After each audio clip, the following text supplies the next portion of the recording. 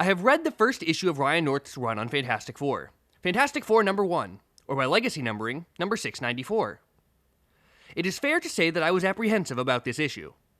There was a lot of chatter when Ryan North was announced to be at the helm, with many people saying he wasn't a good writer and that his ideas for the series were bad. Personally, I had no opinion on Mr. North one way or the other. I haven't read any Fantastic Four comics from the 21st century, or any Marvel comic for that matter, as I think the writers, the artists, and the industry as a whole is absolute garbage. So being a writer of this century, North's name was new to me. But as to his ideas, I liked them. He described his stories as being one-shots with a focus on family and science fiction. This sounded to me an awful lot like the FF of old.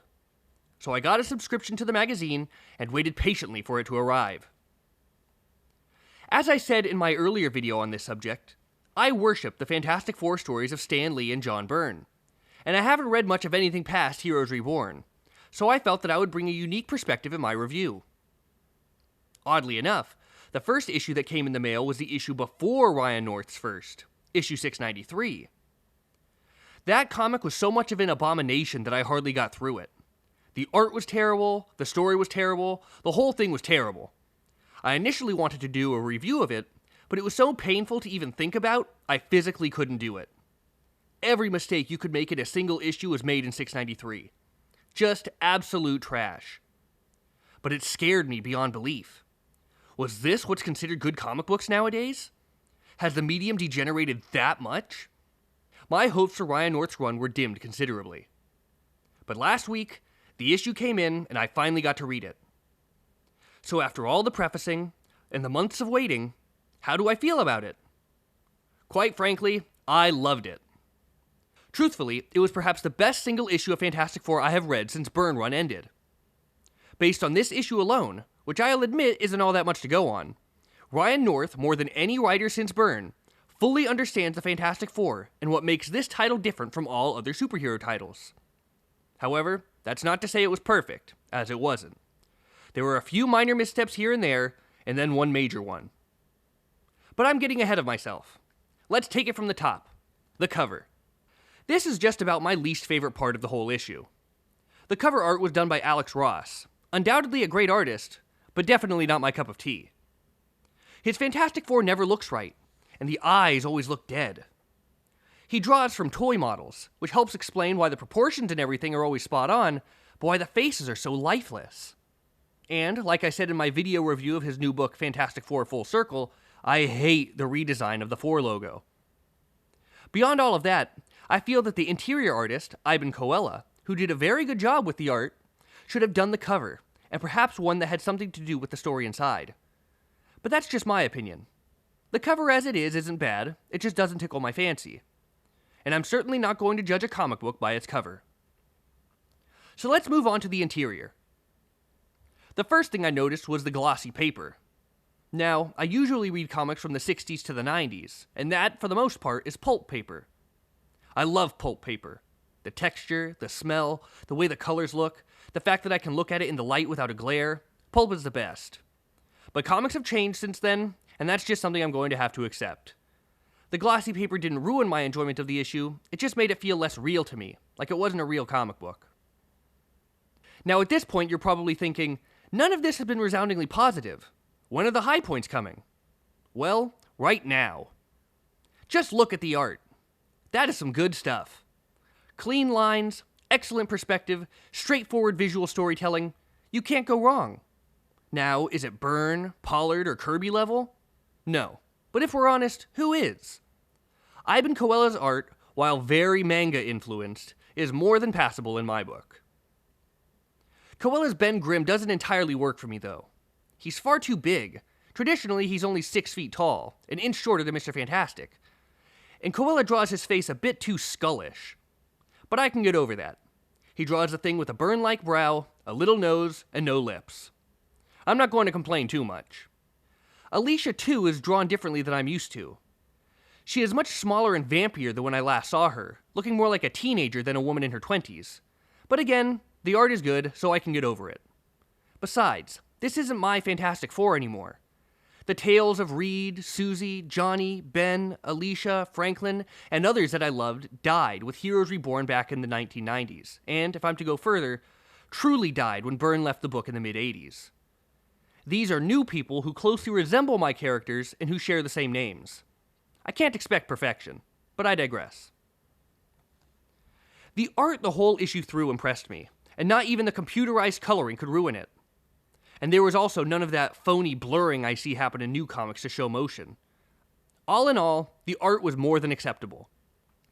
Now we get to the very best part of this issue, Ryan North's writing.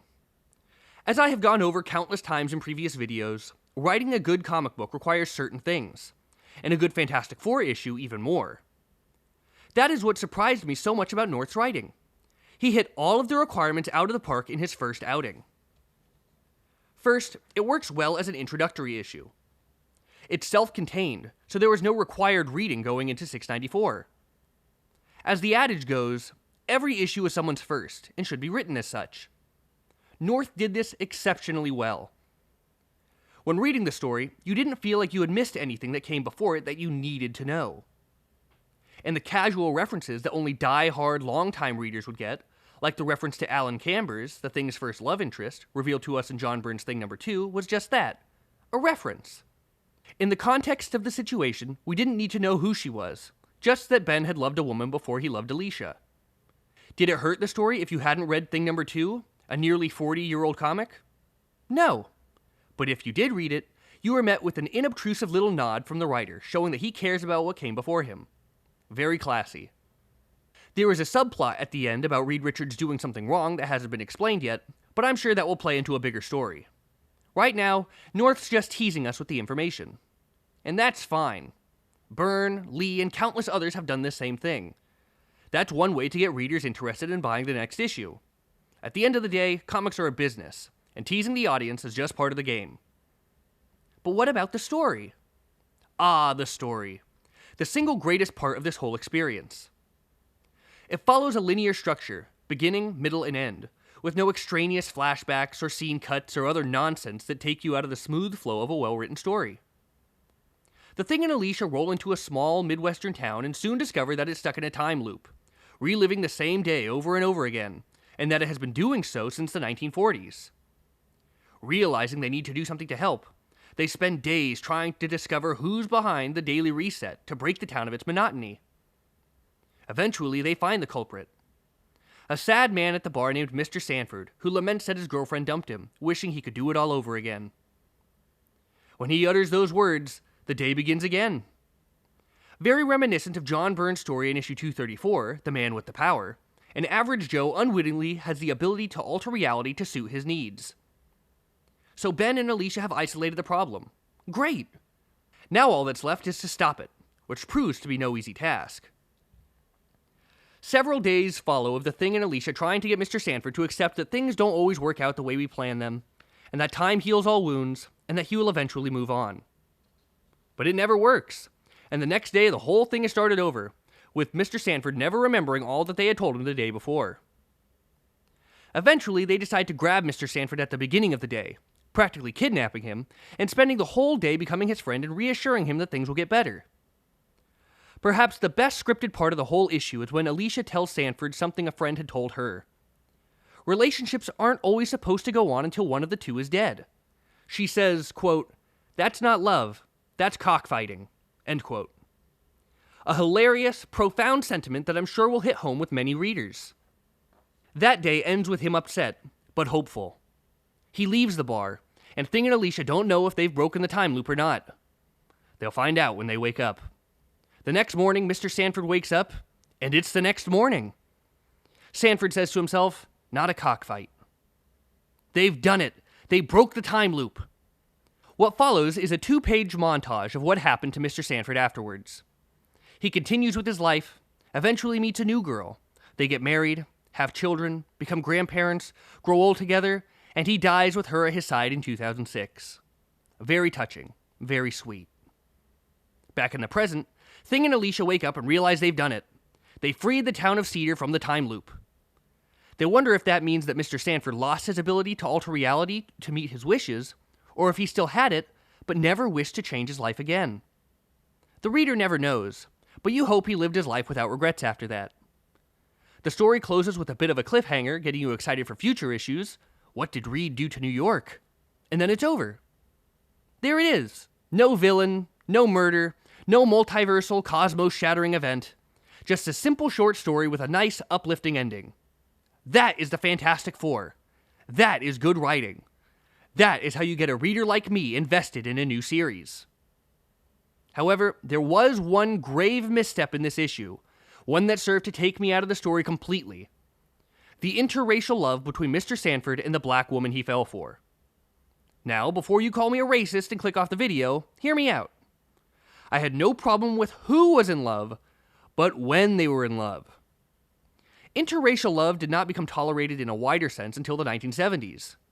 Had the story taken place then, it would have made much more sense. But as it was written, in post-World War II 1940s small-town American heartland, seeing a white man and a black woman living out a storybook romance totally took me out of the story, as it is totally unrealistic and forced. It turned a great story into some sort of preachy bait and switch, completely undermining the world it had built for some sort of anti-racist subliminal message. Yes, people should be allowed to love who they want to. We all know this.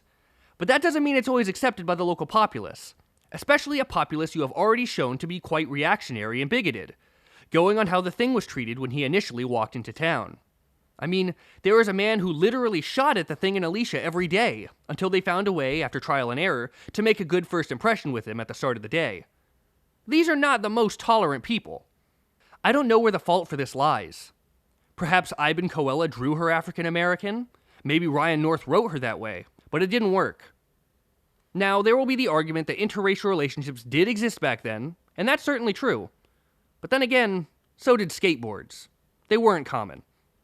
And interracial couples certainly didn't live the wonderful life depicted for Mr. Sanford.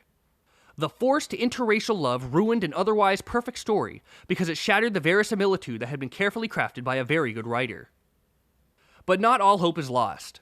The story in and of itself was truly fantastic, and I can't recommend it enough to anyone, longtime FF fan or not. It is good, clean, family-friendly fun with a nice message, good art, clear storytelling, and obvious love and reverence to the characters in their world. Is it perfect? No. There is definite room for improvement. But as a first outing, you can't really expect perfection. I highly recommend you picking up this book. If you are anything like me, I think you'll thoroughly enjoy it. I eagerly await issue number 2. This could very well be the beginning of a new golden age of this title. Until the next video.